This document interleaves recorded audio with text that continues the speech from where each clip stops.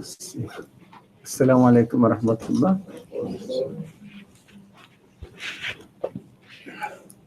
The Queen is there. أعوذ بالله من الشيطان الرجيم بسم الله الرحمن الرحيم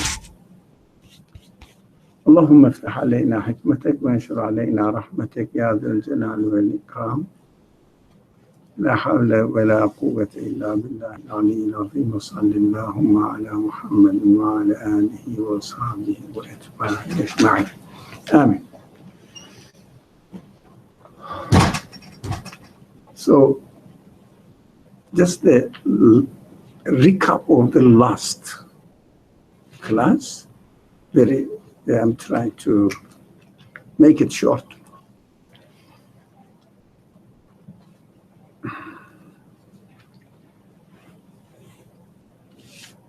The main problem that we have to get over for ourselves is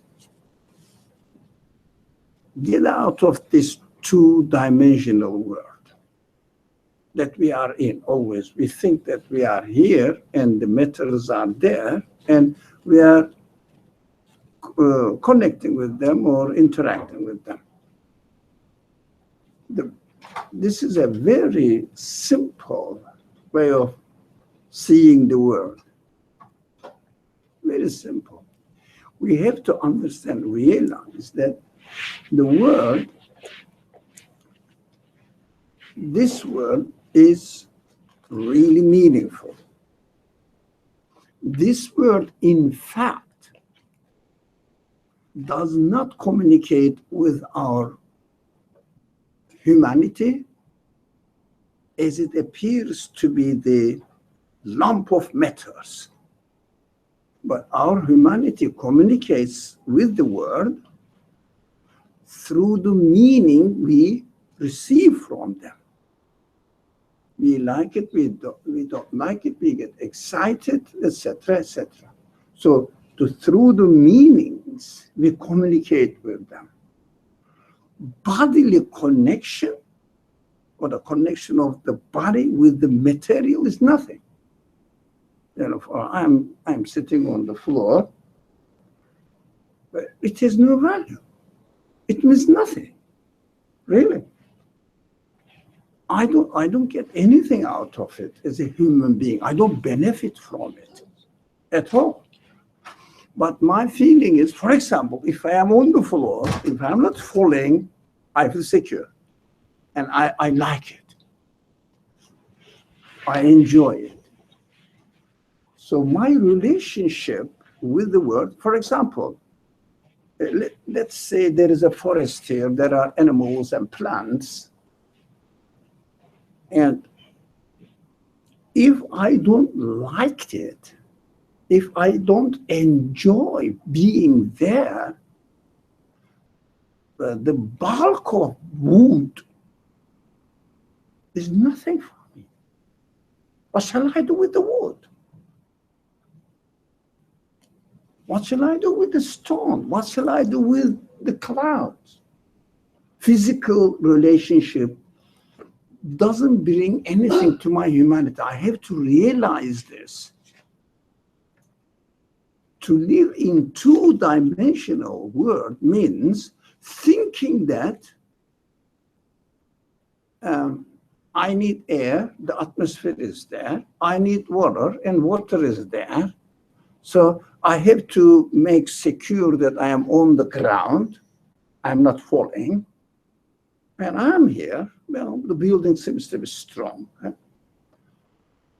And the world is here, and I can see them, but through seeing, interacting, feelings, our human side communicates with a lot of things. They collect a lot of meaning, and they mean something to us. This dimension, unfortunately, is neglected in the secular societies. We don't appreciate the human relationship with the so-called, in quote unquote, nature, human relationship with nature. We have mind, we have feelings, we question, we enjoy it, or we get scared of it, and we react with non-physical side of the world through our non-physical side, not material side. Body, flesh, bone is nothing. And not only because when we die, they perish, they got rotten. Not only, no, while I am reading, what am I going to do with the material side? Can you imagine? For example, you are eating and not enjoying. No enjoyment, but putting something as if you are filling the tank of your car. Then the car doesn't get enjoyed when you feel gas. Yeah. But when you eat like this, it becomes a burden, meaningless. You are seeing and not communicating with the meaning what you see. You enjoy it, you don't enjoy it, but communication, in the positive or negative sense, doesn't matter, communication. You are speaking to a person like two robots speak to each other. You see a person and speak to him as if two robots or two machines, iPhones, are speaking to each other, not human beings. How horrible the life would be. We don't notice, although we are in it, but we don't notice. We have to take notice of this world, not only material or physical connection between me and the physical entity out there, but I have something else, they have something else, the beings, something else, and my relationship with the rest of the world is not based on material, physical substances, something else. You don't have to say a name, the spirit or something. You don't have to say it. But it is something else than matter. Now, what is that? What does this reality mean for us? This world has other dimensions. I have other dimensions as well, other than my body. My physical flesh and bone and blood. Other than this. And I have to appreciate this and think about it. So, when we look at the scriptures in general, those people who come with the claim that they are the messengers of God, employed by God, or inspired by God, and they come with the message, they come with the message to remind us, to teach us, to warn us that don't communicate with the word as if it is only a matter, but communicate with the word through your humanity, human side, and try to understand which kind of message you are getting from the word. Of course, it is not surprising. It is not unexpected. It is expected. It is with us, but we don't realize. For example, every made matter says, I have a maker. And every relationship with a made thing tells me that its maker is sending a message to you. It means it is a consciously designed, consciously created object that I am communicating with. It is not an accident. deliberately done, wisely organized. And I am also equipped with the qualities to communicate with them. I am also wisely organized. So the scriptures say, of course, if it makes sense, we will accept it. If it doesn't make sense, we will reject it as a human being. I'm not expected to imitate the scripture. No, but listen to it and accept it or reject it. Scripture says, look, this world has a maker. And this maker has created you as well. And he adopted you.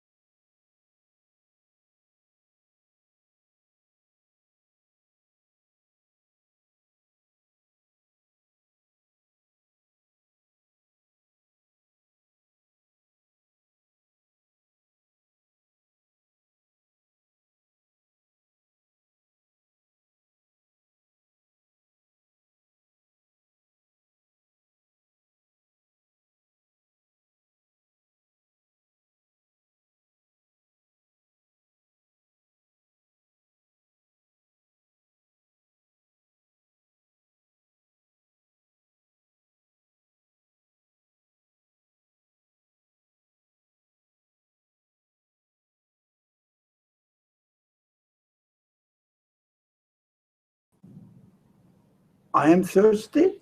I am made in need of thirst. And the most appropriate form of matter has been prepared for me, and I enjoy it. Pay attention to it. Nothing extra. Nothing extra. Can we find it? This is the problem. Can we ourselves find out all this?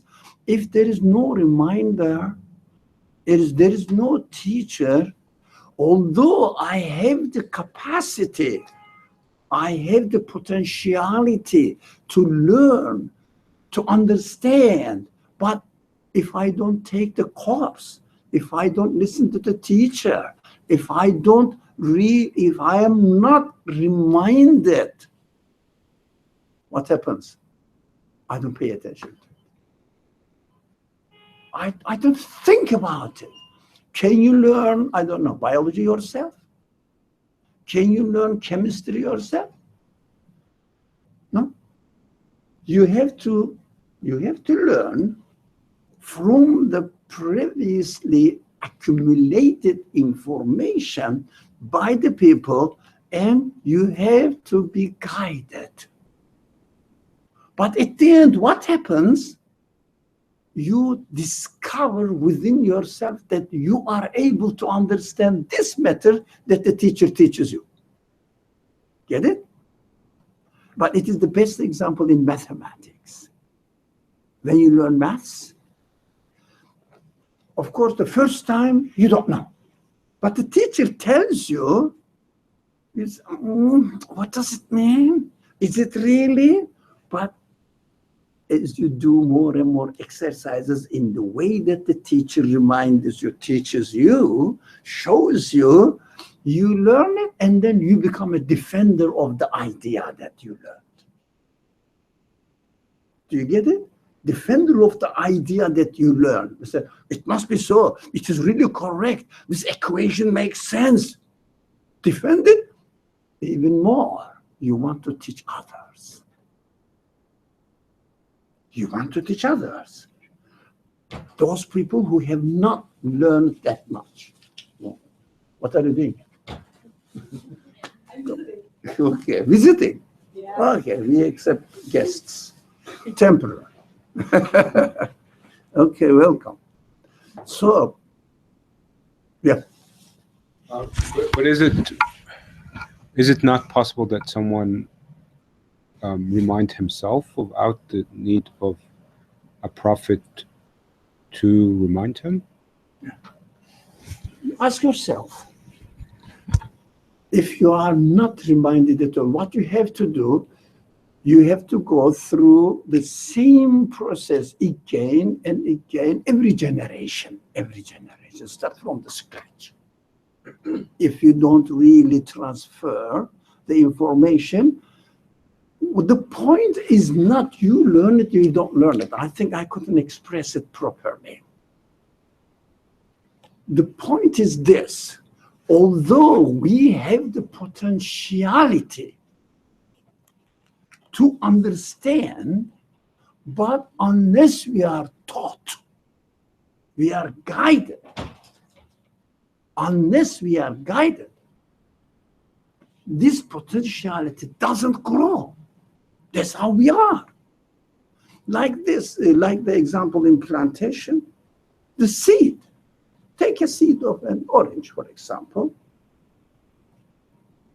It has the potentiality to grow into a tree, orange tree. Does it grow? It must be in a proper atmosphere and conditions. And then it grows. Otherwise, it dries away. But potentiality is there. Potentiality needs a kind of stimulation. No, yeah, stimulation. Kind of leading, kind of a starter. It needs a starter, like human beings. We said, now I'm moving from one line of thought into another now. Human beings speak. Human beings understand. And human beings ask questions from themselves and they seek the answer. They cannot guarantee the answer, but what is that? What is this? Especially the general statements, general questions. Why are we here? What's this world? And what am I going to do here? Why? Who brought me here? It's very simple questions. Very fundamental questions. Well, who brought me here? What am I? What am I? It's very simple question. And I have the ability, I have been given the ability to communicate.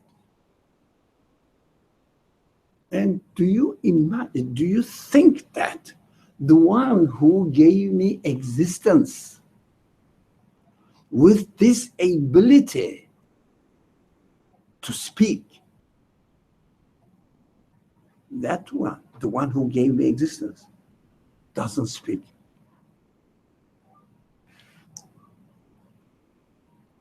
Do you understand? For example, the one who gave you existence with the power to see, do you think that this one cannot see, doesn't have the ability to see? Here I am. I am his work, and the work. He made me. If someone says, I don't know whether I am made or not, well, that this person, I mean, we have to go back to the beginning, whether you are made or not. Think about it. Can you say that I am not made? I just happen to be and emerged naturally by myself as a human being with my all human qualities. Can you say that? If you can say, okay, we should stop here and go back. But we have been discussing this matter for many years. So I think everybody honestly understands that he's made, she's made. Honestly. Feels it. Doesn't have to be a religious guy. No. Just, I am prepared to be like this. Prefer to be like this by a conscious being, because I am a product of a conscious being, because everything is full of wisdom in my existence, full of wisdom in my existence, nothing coincidental in my existence, nothing futile in my existence.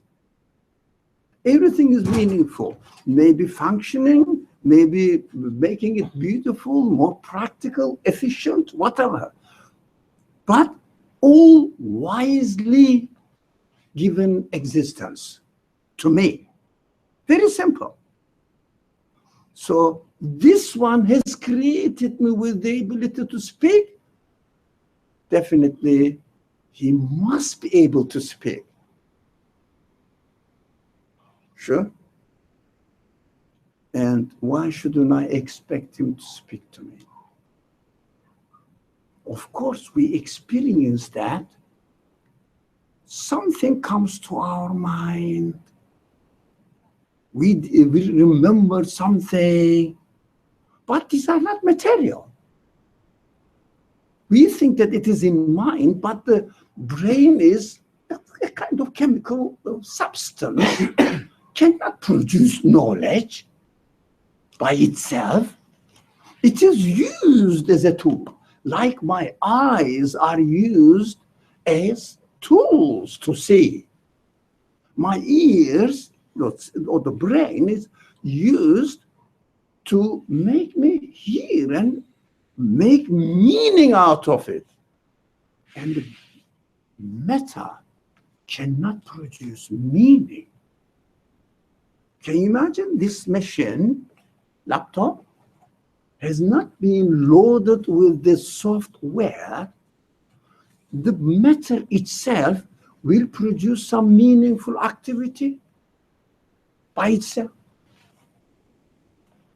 It must be loaded with a program and made it work according to the program. That is how I am. This is how my mind is, according to the program. And we are given this ability to think, to make sense of it, to question, to seek the answer, to look for the answer to our questions. And we ourselves cannot learn without a teacher, without a guideline, without a textbook prepared. But I have the potentiality, again, I emphasize on it, I have the potentiality to learn if I am taught, if I am reminded, if I am guided. If somebody speaks to me and tells me that I have the capacity to understand the speech, so why shouldn't I expect my Creator to speak to me, to send me a textbook, to send me a teacher to struggle or to cope with my human questions? We have to understand that. Of course, I am going to the third stage now, another matter. What is horrible? I'm not, although literally it is right, but the reality is horrible. We say, or we are taught that we are Christians. And a text is our sacred book. In the sacred book, there was a person, Jesus,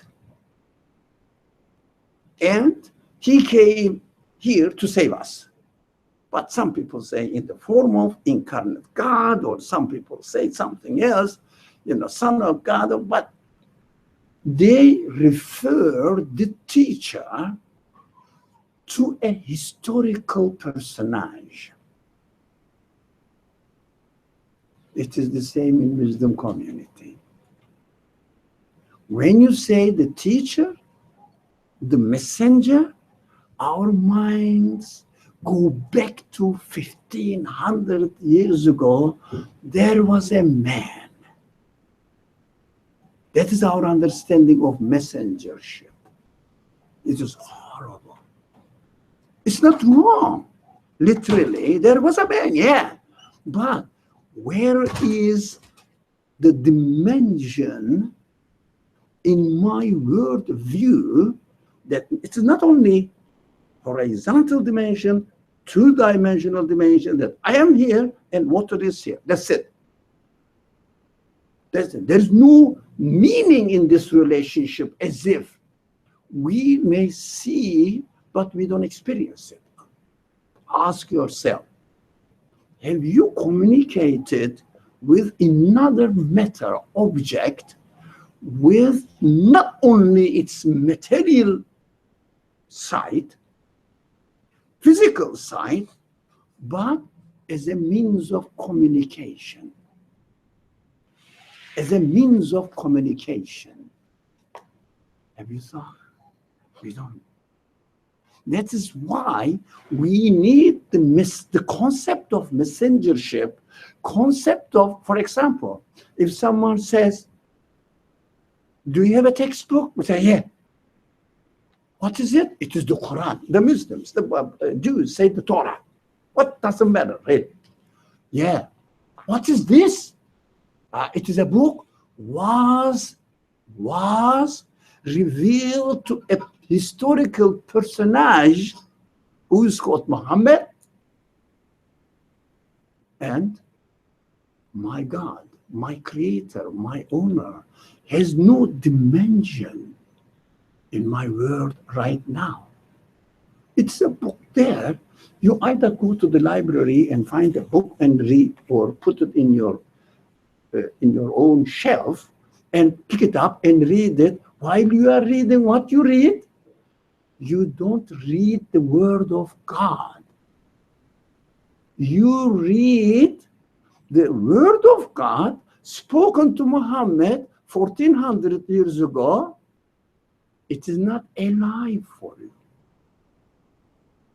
Your creator doesn't speak to you now. All the source of the problems of understanding religion lies there.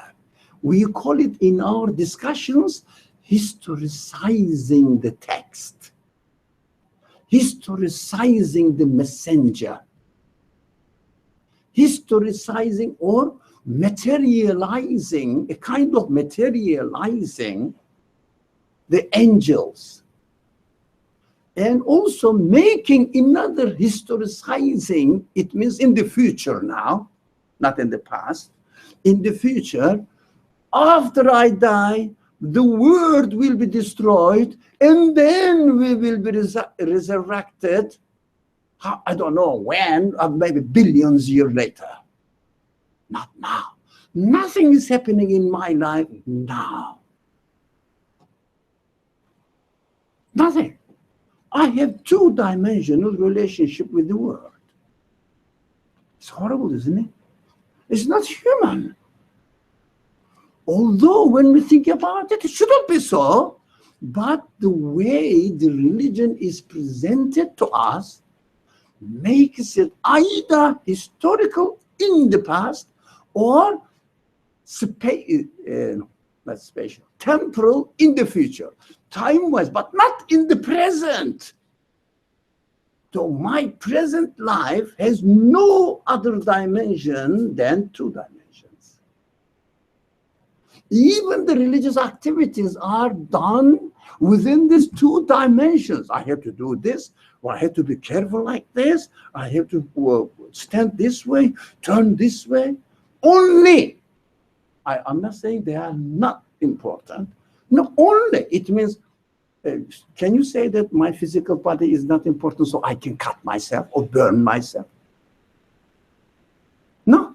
Physical body is important, but I have to understand that physical body has other means, enormous number of means to communicate with the enormous number of meanings delivered to me through the creation. That is what we are, how we are. We have to remember that. How are we going to remember? The messengers come to me and tell me, hey, you cannot live in this world like a machine or a robot. You are a human being. Be careful, watch out. So we should get out of this, if you like, conventional understanding of religious concepts which don't have any practical effect on me now, in my worldview right now. So if we bring them, if we bring these dimensions, for example, my Creator speaks to me. Yeah, although it is in the form of the book, the Quran, the Torah, the Bible, whatever, it is in the form of, but when I read it, I will read it as, who will continue this? As? Sorry? Speech from my Creator speaking to me right now. Right now. My Creator is speaking to me right now. Try to make sense of it. Why we don't do that? Because we have been under the heavy influence of the culture, which says, God spoke to Muhammad 14 years ago. You have to follow it. God doesn't speak to you now. That's why almost all the commentators on the Quran make explanations what happened then. Not what is happening to you right now. If you find one commentary telling me what is happening right now by interpreting the verses and explaining the verses as a teacher, let me know. Let me know. You wouldn't be able to find it. It is so horrible. It is so, how do we say, shameful for human beings. But isn't the reason why that doesn't exist is because it's a very personal thing? What it means to me? I mean, no one's going to tell me what it means to me. Yeah. Right? What it means to you, the teacher must help you. What it means to you now. Read the text accordingly. Because your Creator is a speaking Creator. As your Creator is a creating Creator.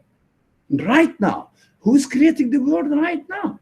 Who's giving existence to it? What is the source of the existence of the universe I am living in right now? We don't understand. So he is a creator. We call it absolute. Means time and space bound doesn't apply. It shouldn't apply because he is the creator of every moment. Otherwise, I cannot explain the existence of this world right now.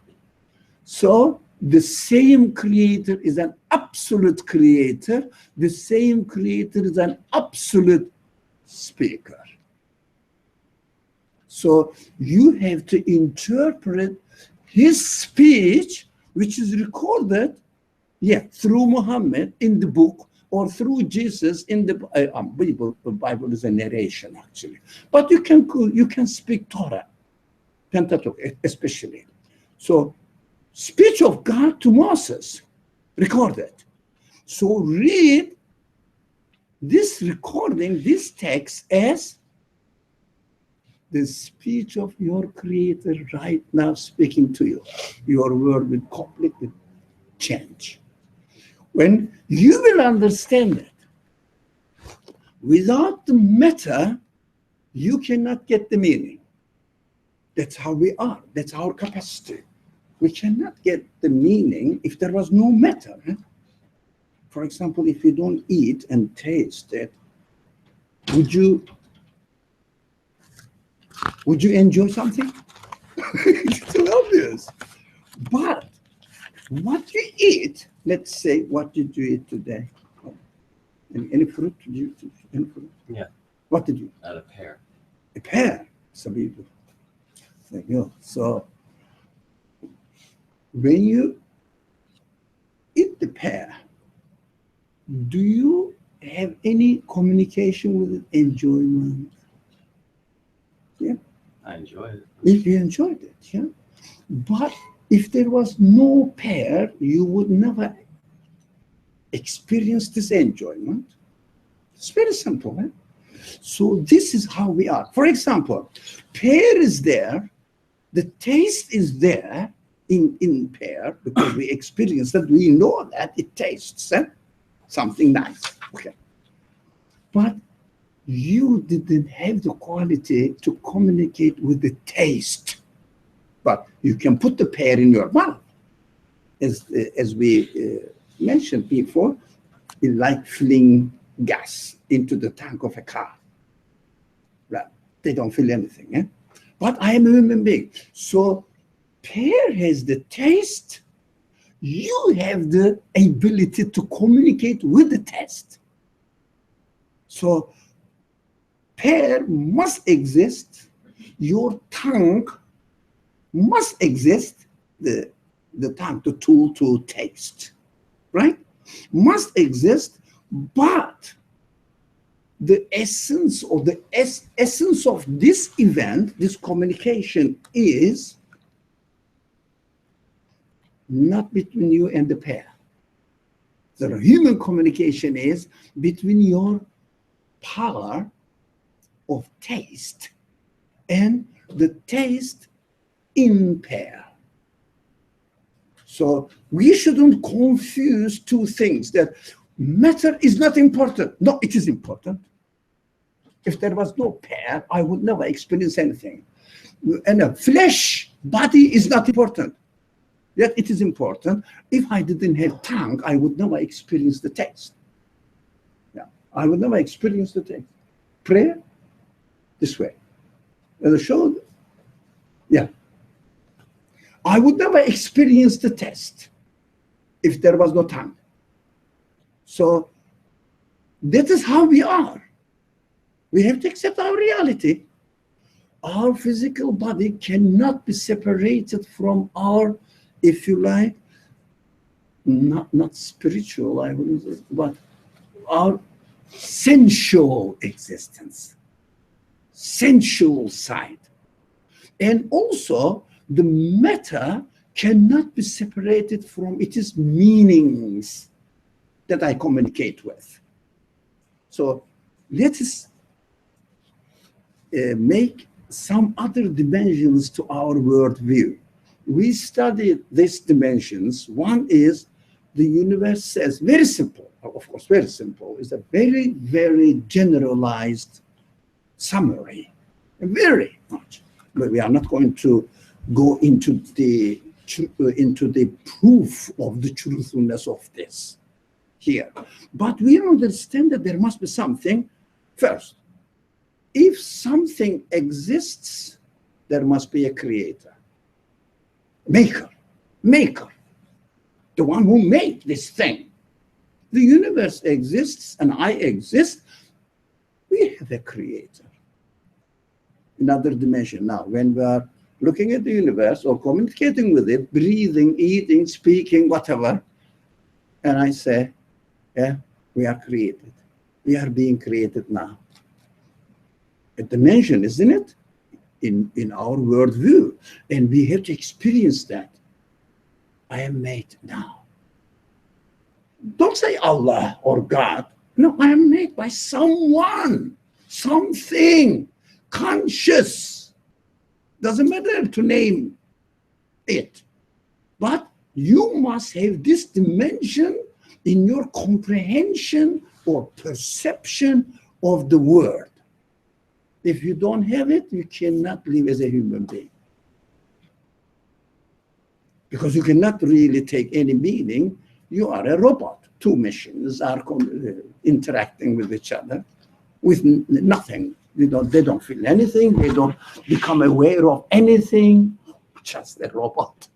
Yeah? Even not an animal. Animals come together and they start speaking together, interacting together. They sing for each other. Yeah? They like the same kind of animals where they come together. They enjoy their company. But if we don't recognize the Creator, we are not even animals in our life. Just matter, substance. It's horrible, isn't it? Now, we don't realize how horrible it is. Now, the Creator is presenting himself to me. Oh, dimension three. Huh? Me, matter, and the Creator. Presence of the Creator. And the third, the meaning is continuously coming to me from matter. Continuously, I can deduce, detect meanings from everything. Whether I like it or dislike it, doesn't matter. But detect meaning from anything. And those meanings are meaningful, purposeful, full of wisdom, and it makes my being worthy of living. If I didn't have any meaning communicated, what am I going to do? Just like a stone or a log or a piece of wood? I'm not a human being. My life is never or will become never ever tasteful, pleasurable, meaningless. That is why people who don't see any meaning in creation, they look for it, but they don't know how to search. They do all sorts of things in order to make somehow their life is enjoyable. Everything they attempt, but they don't know that the universe has already meaningful and communicating with them. They don't realize. Only the messengers come and say that, look, this is for you, purposefully created for you, benefit from it, and just enjoy it, entertain their being there, and just be thankful to their Creator. You are not going to do anything more for the Creator. You are not going to work for Him, for the Creator. You are not going to pay tax to it. Nothing but just be aware of it and be thankful, be grateful, and make sure that you are being taken care of in this world. He is always sending the message to you and making you feel His presence. I am here. I haven't forgotten you. I am sending you, I'm coming to your point, personal message, because everybody receives the meaning from the universe from his personal perspective. My universe is different from yours, and her universe is different from mine.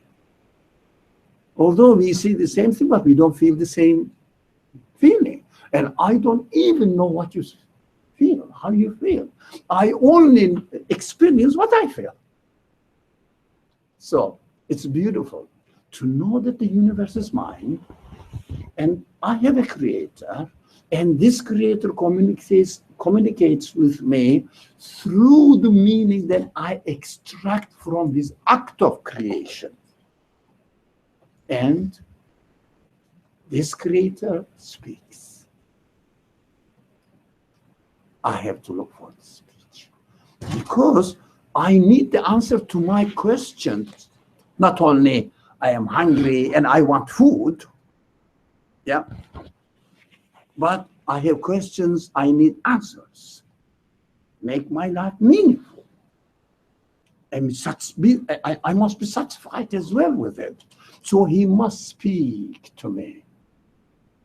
As he sends the message through the creation to me now, he must speak to me now, and I have to understand his language within my conditions, not 1,000, 2,000 years ago conditions. Do you understand that? My conditions. Make sense of it. Make sense of it. Now, teacher. There is a teacher. This is a very important point. Extremely sensitive because we have never been taught the messengership that it is present with us. Messengership, time, messengers, time. Moses died 3,500 years ago. Jesus died 2,000 years ago almost.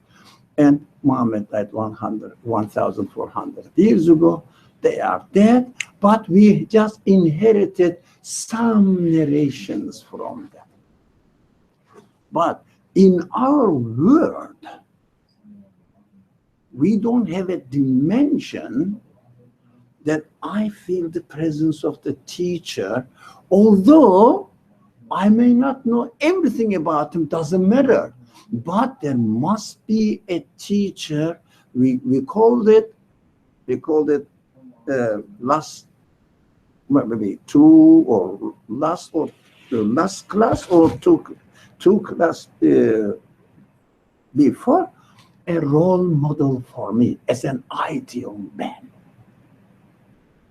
as an ideal person for me. So I know that I have to look up to that person. Although, as we said, I know that I'm going into a little bit detail. While we were studying this subject, we said, although, for example, do you love a singer? Do you have a singer you love? A singer? Singer, a person who sings. Yes. Yeah? Do you love some music? Yes. Yeah. Who do you like? A band called Discharge. I cannot pronounce the name, but you heard it. Yeah? I don't know the name, so. But I don't know English very well, so you understand. So anyway, this person, do you have the ability of this person as he or she? He or she? He. Do you have the ability to sing as well as he does? Probably. You. Like that one. You must be very famous, man. He just kind But- of shouts. Sorry? He just shouts. So you may not have it, huh? You like the music, but you cannot make the same quality music. You may not. It's possible. Does it make or does it reduce the value of this man in your eyes? No. Because you don't really sing as well as he does.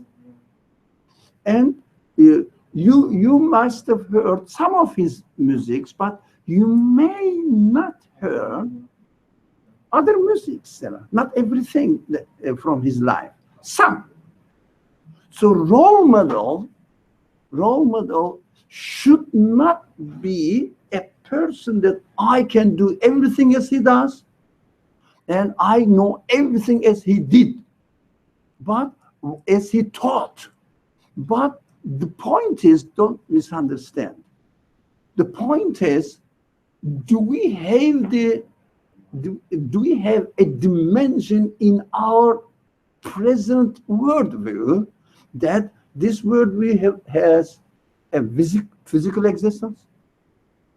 And I communicate with this, I can physically communicate with this world, and this world is a creator, remember. And this world communicates and emits continuously messages, which are angels. These are the angels. Don't imagine angels something like fairy tales. That the meanings are coming to you and brought to you. These are the angels. So when you look at that, do you like babies? Okay. Yeah, they are okay. Yeah? When they are as sweet as 2 or 3 years old. Yeah, I really like them. When they speak in an innocent way. And they make the sentences sometimes, doesn't really, it's complete. But yeah, so you enjoy it. When you like them. So when you like this kind of things, you should know that you are communicating not the body, yeah, not the physical body of the baby, but the qualities that she speaks, she reflects to you, yeah, or you communicate with the quality of the baby. Beauty, you get happy. Yeah, when you look at them, you get happy. Do you? Yeah, do you? Especially the ladies, I'm not going to ask them. They will say, I want to have a baby. So they want, so they love the babies. You know, if you give the most important, influential lecture here, if there is a baby here, 2 years old, comes in, you have no value. All the heads go and turn to the baby, especially this girl's side, especially. So I've seen it here. I said I should stop, I think, until the baby goes away. Because they don't listen to me anymore. The baby is more important to them. What makes them feel happy? There's something.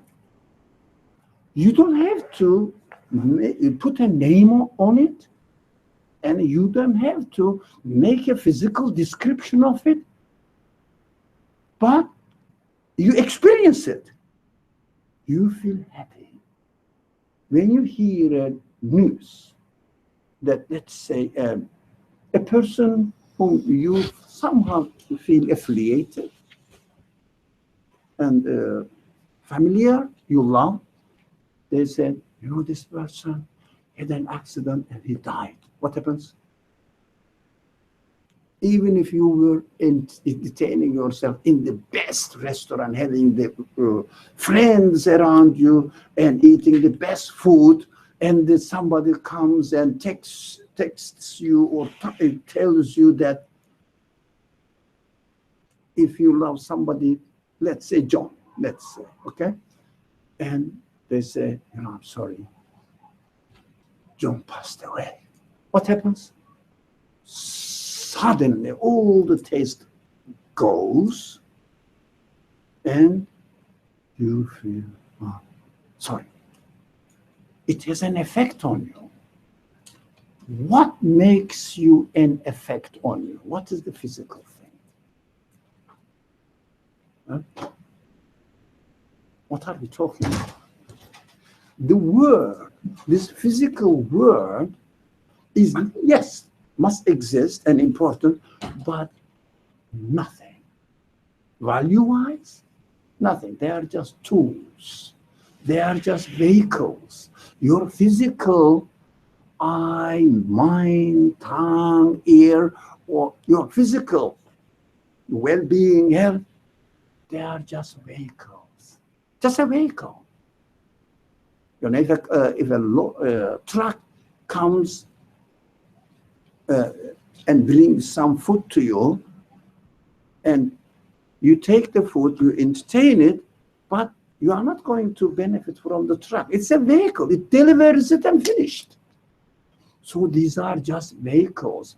What remains? Your feeling. This feeling is the result of what? A message arrived to you, brought to you by the vehicles. These vehicles are angels.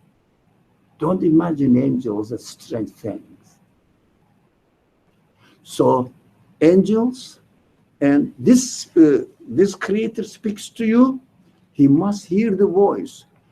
Although you may not know all, for example, what is written in the Quran, but you have to have the concept that your creator, the creator of this universe, always a speaking creator, as he is always the creating creator. This is what I mean. Not once he created, no, but the universe still exists. So he is always the speaking creator. And the concept is important. Don't misunderstand. Because I'm afraid that most of the people who come from religious background, they think that Muhammad is our prophet, but they never feel his presence right now. And they don't see that we, in our culture, I'm not accusing any of you, in our culture, we don't see that this universe has another dimension which has messengers continuous the teaching. If only I turn my machine on. For example, are there any TV broadcastings now? Yes or no? Yeah, you speak. These people don't speak. They don't know how to speak. So you answer. Are there TV broadcasts going on right now? The TV broadcastings, yeah. So, Yes. so if you don't turn your TV machine on, do you receive it? No. No. It doesn't mean that there is no broadcasting because you don't communicate with it. Right or no? Right.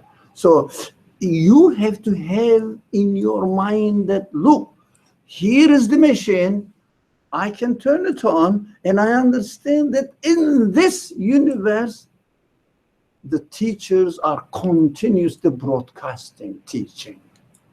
So when you read the hadith, how are you going to read it? As the teacher is speaking to me right now, presenting his exemplary life right now. Right? Now today, I don't want to go into other dimensions. There are many dimensions, by the way. So you know that I don't know nowadays, that they call about endless universes. Some people even calculate the events happening through 12 dimensions. The physicists know it. I am not a physicist. I don't know, but I hear that they can calculate the things from 12 different dimensions. So we have these all dimensions, but we may not be aware of it. Now our subject is this today. Messengers are there. Teachers, they are teachers, continuous the teaching. If only I bring this dimension, turn my machine on and be aware of it and say, that is my role model. How? But you may not know everything. You may not know even the simple things. But do we feel this existence of the role model for me? Even I may not know what he is teaching, but he is teaching right now. Have you ever thought about the messengership like that? It was new for me. right now, in my worldview. So, for example, we don't have a TV machine now, do we? No, we don't catch the broadcasting now. But if we are aware, we know that definitely there is a broadcasting. If I want to learn something, if I want to listen to the broadcasting, I have to turn my machine on. And of course, adjust the, what we adjust? Sorry? Channel. Channel? Frequency. Channel, yeah. Frequency, yeah. Frequency. Adjust the frequency, you get it. So, depends on your understanding of the role model and do you need it? Do you need a role model for you? Do you feel the need? Or I can learn without any teacher. Now, don't turn the TV on. Depends on your understanding of the world. Depends on your how many dimensions you have in your worldview. How do you see the world? So you will say that, for example, understand this matter, and you say, yeah, I don't know, but broadcasting is going on. My creator is speaking to me. The universe is speaking to me. My creator is speaking to me, and the messenger is teaching. The class is always on. So, but I have not attended the classes. Okay, but do you feel the need to attend the class? Because you need a teacher.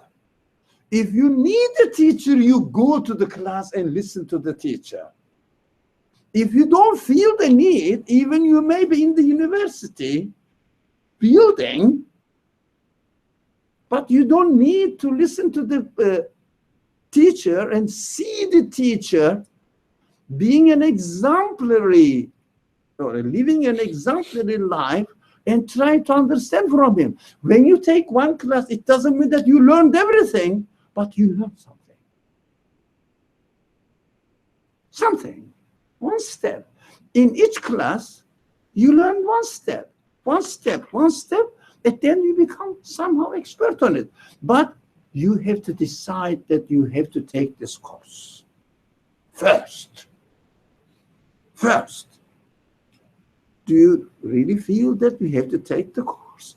Do you feel that you have to learn something from your role model?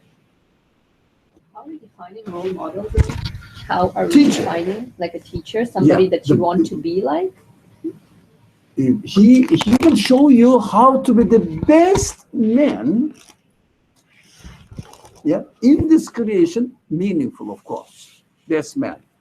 It means utilizing your human qualities at the best level. So, for example, you don't know how to behave in, I don't want to reduce it to only physical activities. You don't know how to think. You don't know how to solve a problem in your life. You say, but my teacher knows it. My teacher knows it. Let me go and attend his class. It was investigated. But to yourself and right now. So when you read the recordings, as we read the recordings of the speech of God, which is called Torah, Bible, Quran, when you read the recordings, you have to say that my creator is speaking to me now. It has nothing to do with the old times, or the past time, what happened in his life. Yes, it happens there. It meant that time to those people. But now, it should mean something to me now. Because he is the speech of the absolute God, the creator, my creator. The messengers must be understood in this way. Unfortunately, it is not very common. No. Understanding the messenger within your own conditions and communicating with them, attending their classes right now as you are, is almost non-existent. Unfortunately, that is the concept. We have to struggle, we have to fight, we have to re-establish ourselves. Otherwise, saying that I believe in Muhammad as the prophet, so what? So what? He did something to Quraysh, to the tribe of Christ. There's that tribe. Yeah. Well, I'm not Quraysh. I don't know who they are. He was living in another geography. Oh, I'm not there. I don't know. You have to update it. Bring it to your life with the consciousness. How? Well, of course, you have to take courses. Yeah, you cannot do it on the spot. No, this time says it is 8:15, huh? A few minutes later, it will be Maghrib time, right? Am I right or not? And 8:30, we will pray Maghrib. Is that okay? Those people who wait for Maghrib. 8:30. No, okay. When we bring the prophet alive, right now for me, of course, I have to take courses on how to communicate with him, through him, and how to take, it needs training. You cannot go to the college if you have not been to the primary school. If you have not graduated from high school, no one will accept you, admit you to the college, to any college. How simple it doesn't matter. They will ask for a thing. Where is your high school graduation or records or whatever they call them? Yeah, diploma, degree, high school degree. Where is it? Without, no, they wouldn't. But it doesn't mean that you cannot get the course, you cannot enroll with the school, and you cannot enter any class. Yes, you cannot enter any class at your level. If you are at the level of, let's say, primary school, then you go to the primary school and attend the class there, but attend the class. Don't be ambitious. Don't say that, no, people study and talk about the religious matters at a very high level. I don't know. I have to imitate them. No. You have to attend your class at your level. But attend the class. You start from where? From the first year education. You start to learn how to read and write by writing A, B, C. It's nothing wrong, but start.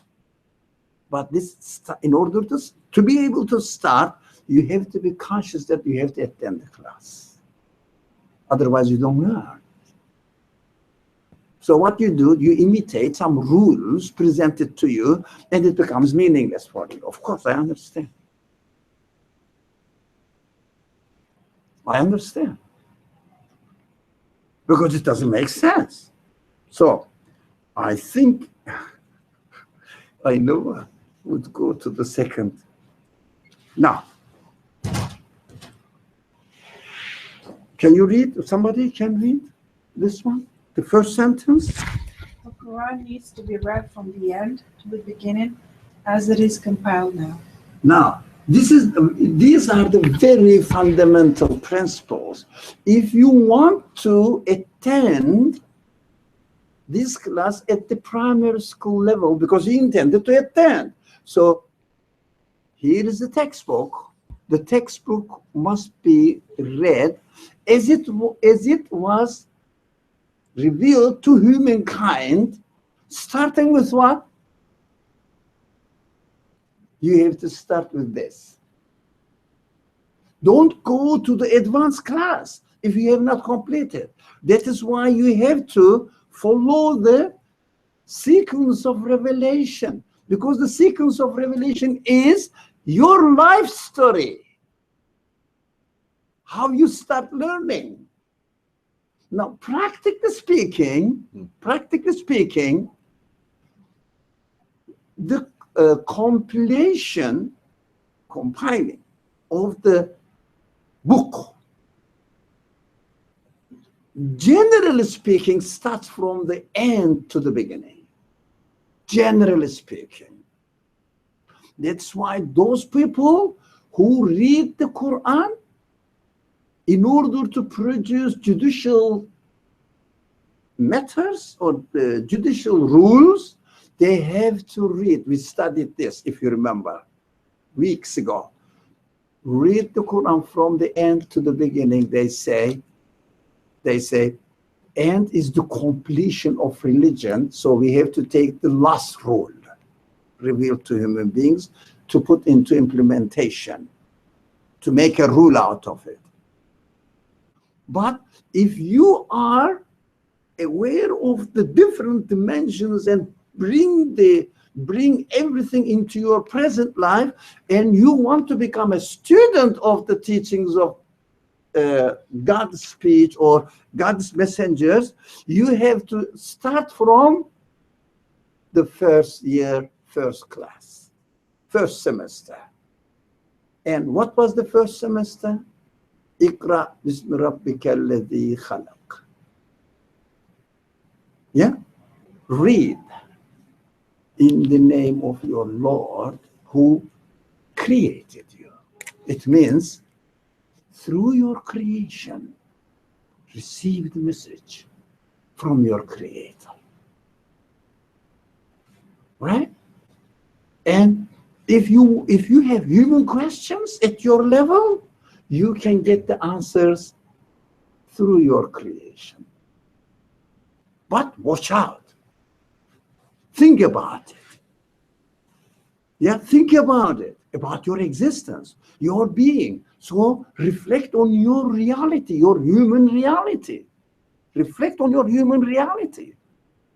And then continues, as the Quran's revelation is the servant or life journey of every human being. But you have to take it into your life. And you have to attend the class from the beginning. You cannot jump. You cannot go to the high school if you have not been to the primary school. You don't understand. It doesn't make sense. Although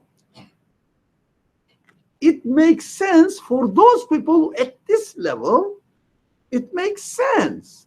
But because you haven't gone through these stages, you find it that they don't make sense. Try, for example, imagine you have not been to primary school, the secondary school, etc., and suddenly one of your friends took from your hand and take you to the college class, and the professor started telling something. It doesn't mean anything to you. You just say, come on, this is nonsense. It doesn't make any sense. But the other students are excited at this stage. That is why I frankly speak to you, religious rules, which are called fiqh rules, judicial rules, jurisprudential rules, doesn't make sense.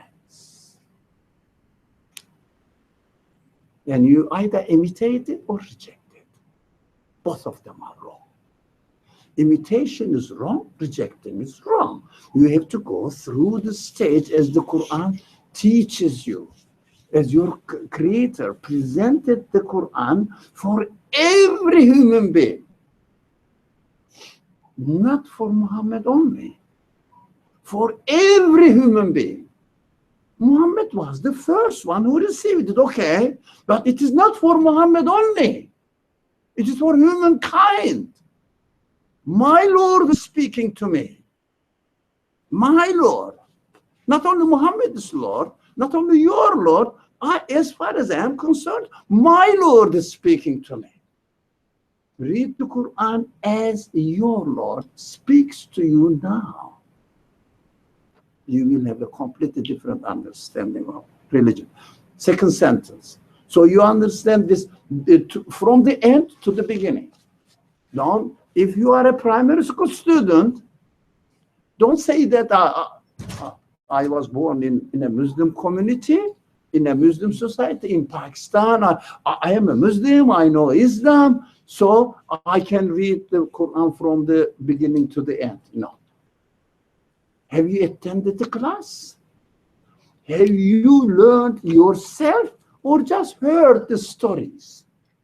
Culture. The studying Quran is not, or the speech of God has nothing to do with your culture. It must be your own earnings, your own learnings, your own learnings, your own earnings. Second sentence, please, somebody. Come on. This is the chronology, how the Quran was revealed and educated the human beings in its initial revelation. So this means, what is this? This refers to reading from the end to the beginning, but that is a rough, very rough. You can search chronological revelation of the Quran, you can find hundreds of pages, but you cannot find the explanation. Very much so. So what you have to do now, you have to understand yourself. Yeah. Don't say that I am from a Muslim family background and I can attend high school. Forget about it. These are all culture. It is not your own conclusion. You just heard it and inherited the culture. You are imitating it. Admit it. If someone doesn't admit that I am just imitating the culture, religious culture, transferred to me, he wouldn't think the need to go to the primary school.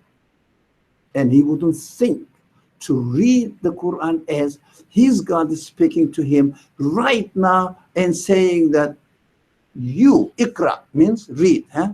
It means, oh, my Creator is saying read. What shall I read? The newspaper or what? What shall I read? The one who created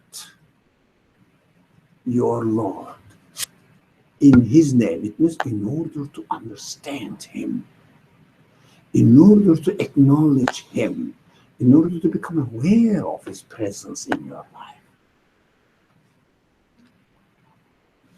You can read it. Say that, who am I? What is this world?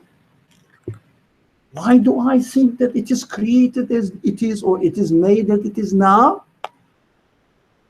I don't think we have gone through this. You may be a Muslim for 20 years. I don't care. It has no value to me. Forget about it. You have never been, if you like. But this, I'm not accusing people. You have never been to the first class of the first year of the primary school education. You have never been in the class. You have never asked your existential questions and look for the answer given to you by your Creator. Do you understand? So don't claim anything. Start from the beginning. In principle, okay, we have a few minutes. Yeah. The following sentence, somebody? Abrogation cannot be accepted. God educates the reader within his or her capacity. Yeah. Do you know what application means? I don't know. No, it's understood. It's a technical word. Sorry for it. But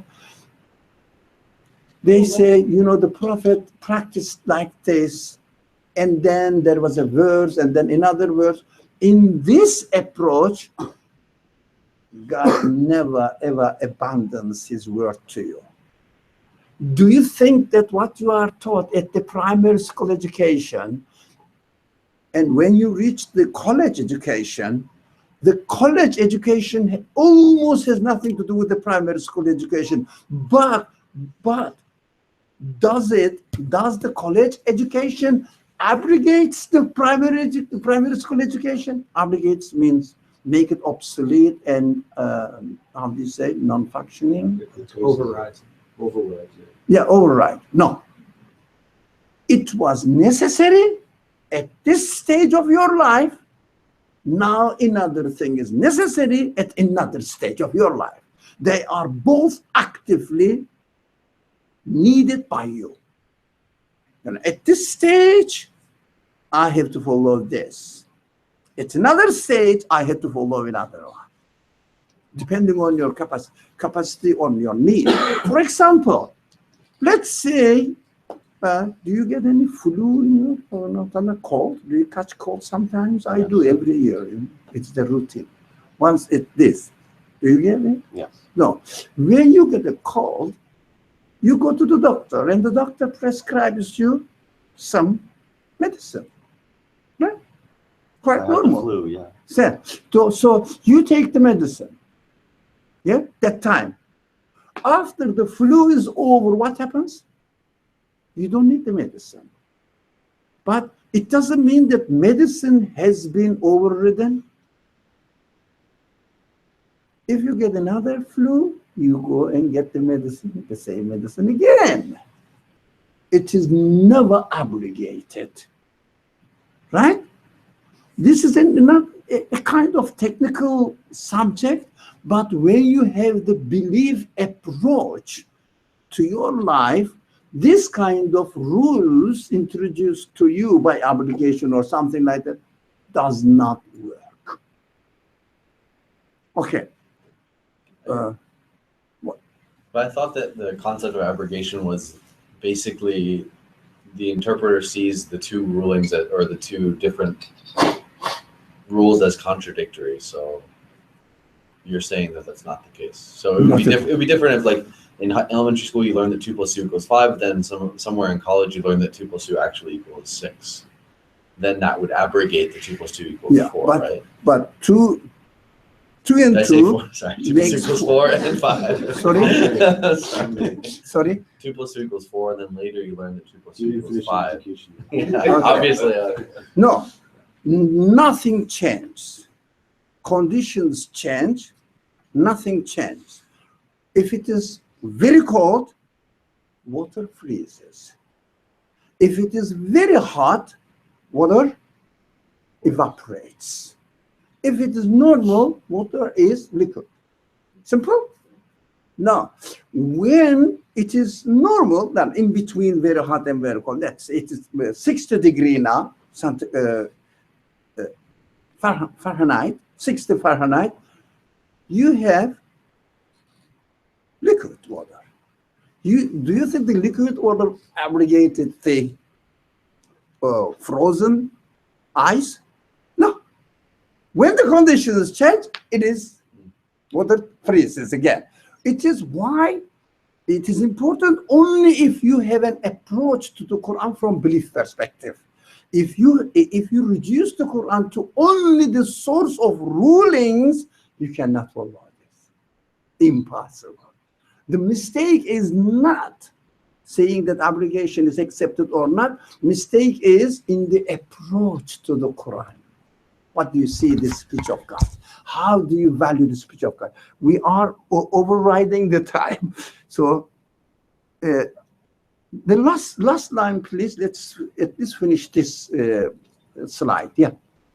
Belief in the messengership must be established and be used as a liaison between the judicial matters and belief foundations. Now, judicial matters must be understood alongside with belief foundations. The messenger teaches this. So you cannot see an event in the life of a messenger as teaching you only fiqh rules, jurisprudential rules, judicial rules. It must be accompanied with belief system. So what we do, usually we read the narrations from the Prophet as independent actions. The action itself, it did this. And what is the belief perspective, belief background of it? Fiqh doesn't, or Islamic jurisprudence doesn't study that. Belief perspective. What they say, this is the Prophet, he did it, you have to imitate it. That is fiqh. But we have to understand that this must have some sort of connection with my world view. It means belief system. Belief system has many dimensions in your life. They have to bring all these dimensions and then understand the physical examples. Do you understand? And then understand the physical presentation of certain actions. That's why the religious rituals may not make, rules may not make sense to you because you have not attached belief dimension to this action. It doesn't make sense to you. And it's just normal that it doesn't make sense to you. But doesn't it make really sense to you? Not to you, sorry. Doesn't this event or the ruling really make sense? It does, but you have not located within a correct background, correct context, belief context. Belief means for us traditionally, what my father taught me, what my family taught me, that we are Muslims, so that I'm a Muslim. That's it. That's belief. Do you believe in God? Yeah, in Islam we believe in God. Even they say, how many gods do you believe in Islam? We have one God. Why? Because I was taught that. In our religion, we believe that there is an eternal life. Why? Because it is written in the book. Are you convinced about it? You never even thought that conviction is needed. Just imitate. This is not religion, this is culture, this is information, and it doesn't work. We have to go to the fundamentals. You want to ask? So if it is long, we will leave it next week. Otherwise, we have to stop now, 5 minutes ahead. Yeah. I was just confused with end to the beginning. Like I don't. When we say end to the beginning, what? Of the written book now, the Mus'haf, the Quran. The last chapters to the beginning. So for example, 114 to 1. Yeah. But this is roughly. You can go online and search the chronological revelation of the Quran. You cannot be 100%. No one can be 100% sure about it because it is not really recorded. No one was recording it historically. But roughly you can get an idea. Right? It is what I meant by Mus'haf, beginning and end letters. Okay, I hope we have done with this slide, yeah? And then my intention was to finish it this week, but it is impossible to finish with the speed. Okay, thank you very much. Bismillah ar-Rahman ar-Rahim. Subhanaka la ilma lana illa ma 'allamtana innaka antal alimul hakim wa akhiru da'wahum anil hamdulillahi rabbil alamin. Amen. Thank you.